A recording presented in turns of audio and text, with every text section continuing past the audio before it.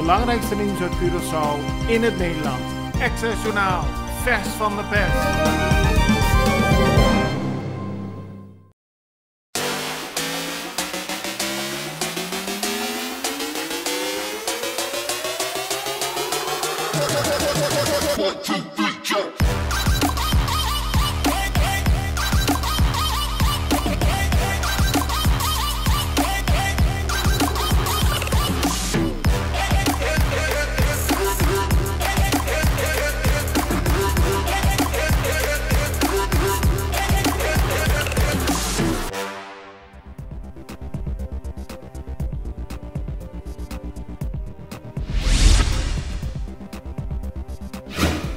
Het aantal mensen dat zich ziek meldt vanwege corona is inderdaad enorm gestegen in de afgelopen periode. Dat zegt directeur van SVB Philip Martens vandaag tegen de Extra. Een dag eerder wist de krant al te melden dat het een probleem was voor de SVB.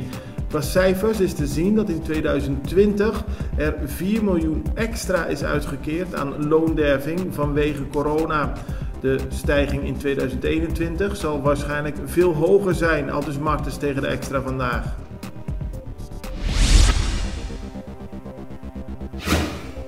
De Extra plaatst vandaag foto's van lange wachtrijen voor de GGD in Mundo Novo. Steeds meer mensen willen zich laten testen en dat heeft de lange wachtrijen tot gevolg. Gisteren kwamen er 411 nieuwe besmettingsgevallen op Curaçao bij en daarmee kwam het totaal aantal op 4.249.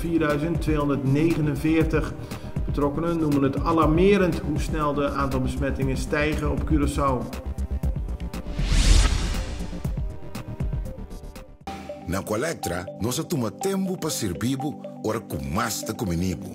Llama no centro de cliente na telefone 0800-035 de Jaluna para Viernes voor die setor de mente te setor de noite para turno serviço nan of patrão cita. Se você traz cita para sabra, também por hora.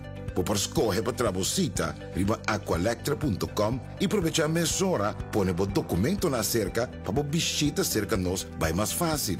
Sim, a Colectra su centro de cliente horta clapa servibo na momento que está comini abo.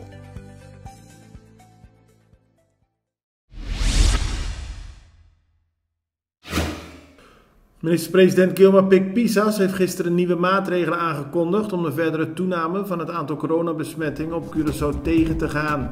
De avondklok, die sinds half november gold van 3 uur 's nachts tot half 5 's ochtends, geldt vanaf vandaag vanaf 1 uur 's nachts tot half 5. Alle gelegenheden moeten daarmee uiterlijk middernacht de deuren sluiten. Verder mogen binnen-evenementen alleen nog doorgaan met maximaal 50 mensen en is een mondkapje verplicht. Evenementen die in de open lucht plaatsvinden mogen tot maximaal 75 bezoekers toelaten. Daarbij is het dragen van een mondkapje aan te raden. In restaurants mogen mensen die niet tot dezelfde familie behoren met niet meer dan 4 personen aan een tafel zitten.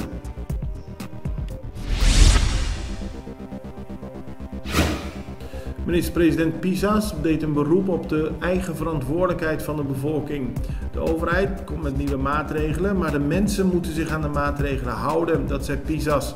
Als ze dat niet doen en het aantal besmettingen loopt nog verder op, volgen er strengere maatregelen, aldus de minister-president. Hij noemde het verder bemoedigend dat al meer dan 17.000 mensen een boostershot hebben genomen. Gisteren werd bekend dat meer dan 96.000 mensen op Curaçao een dubbele vaccinatie hebben.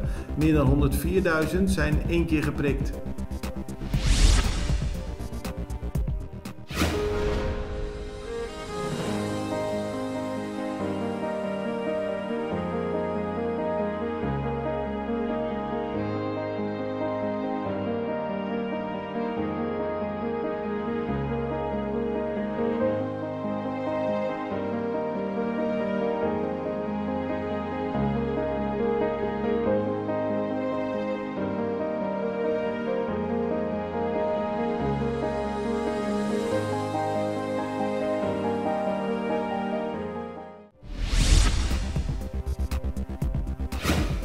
De scholen op Curaçao gaan niet aanstaande donderdag, maar maandag 10 januari open. Dat heeft minister van Onderwijs Sitré van Heijdorn bekendgemaakt. Op die manier geeft hij docenten de tijd om snel nog een boostershot te halen voordat de scholen weer open gaan. Bij de SDK Prikcentrum vandaag is er bijvoorbeeld een speciale rij voor docenten. Die kunnen terecht tussen 2 en 5.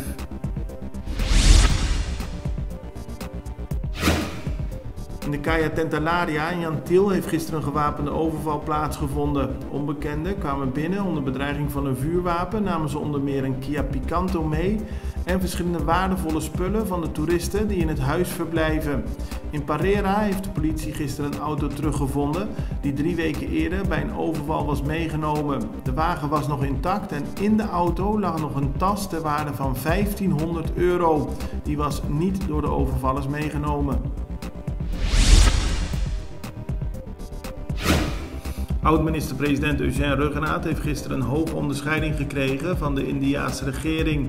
Hij kreeg die uit handen van de Indiase ambassadeur voor het Koninkrijk, Kamar Rawat, die vanuit Den Haag naar Curaçao was gekomen.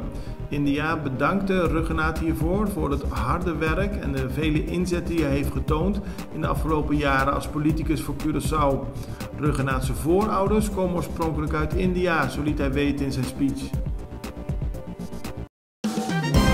Het belangrijkste nieuws uit Curaçao in het Nederland. Access Journaal, vers van de pers.